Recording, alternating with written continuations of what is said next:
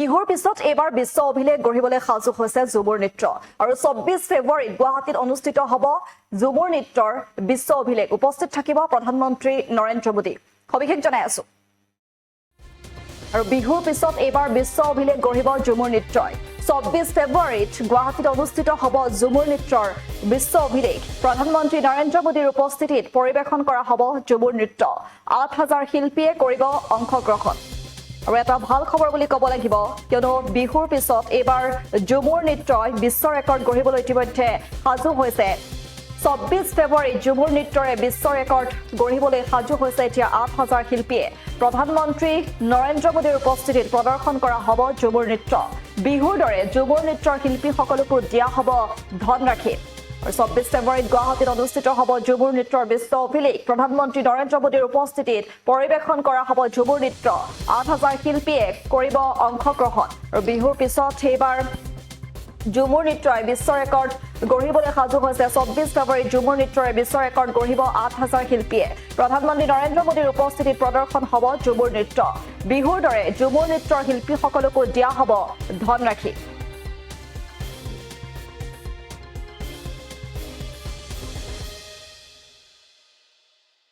অহা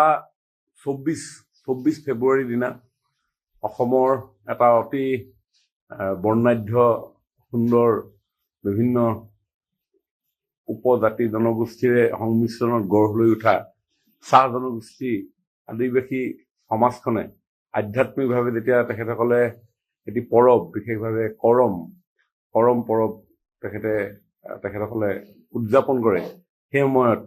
সময়ত আনন্দত তেখেতসকলে নাচে গায় তাকেই মূলতঃ ঝুমুৰ বুলি কোৱা যায় আৰু এই ঝুমুৰক আমি দেশবাসীৰ লগতে পৃথিৱীবাসীৰ আগত পৰিচয় কৰাই দিবৰ বাবে এটা বিশাল সংখ্যক শিল্পীৰ সমাৱেশেৰে এক ঝুমুৰ নৃত্যৰ চিন্তা চৰ্চা পৰিকল্পনা কৰা হৈছে মাননীয় মুখ্যমন্ত্ৰী ডক্টৰ হিমন্ত বিশ্ব শৰ্মা ডাঙৰীয়াই অনুভৱ কৰে যে আমাৰ অসমৰ বিভিন্ন জাতি জনগোষ্ঠীসমূহৰ বৰ্ণাঢ্য কলা সংস্কৃতিক ৰীতি নীতিক আমি প্ৰমোট কৰা উচিত দেশে বিদেশে এইসমূহ চৰ্চা হোৱাৰ প্ৰয়োজনীয়তা আছে অহা 24 ফেব্ৰুৱাৰীৰ দিনা অসমৰ এটা অতি বৰ্ণাঢ্য সুন্দৰ বিভিন্ন উপজাতি জনগোষ্ঠীৰে সংমিশ্ৰণত গঢ় লৈ উঠা চাহ জনগোষ্ঠী আদিবাসী সমাজখনে আধ্যাত্মিকভাৱে যেতিয়া তেখেতসকলে এটি পৰৱ বিশেষভাৱে কৰম পৰৱ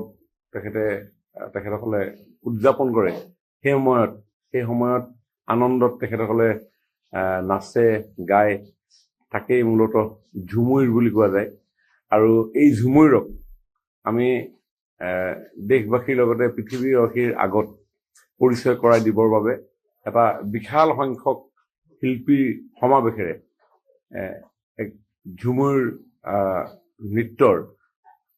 চিন্তা চৰ্চা পৰিকল্পনা কৰা হৈছে মাননীয় মুখ্যমন্ত্ৰী ডক্টৰ হিমন্ত বিশ্ব শৰ্মা ডাঙৰীয়াই অনুভৱ কৰে যে আমাৰ অসমৰ বিভিন্ন জাতি জনগোষ্ঠীসমূহৰ বৰ্ণাঢ্য কলা সংস্কৃতিক ৰীতি নীতিক আমি প্ৰমোট কৰা উচিত দেশে বিদেশে এইসমূহ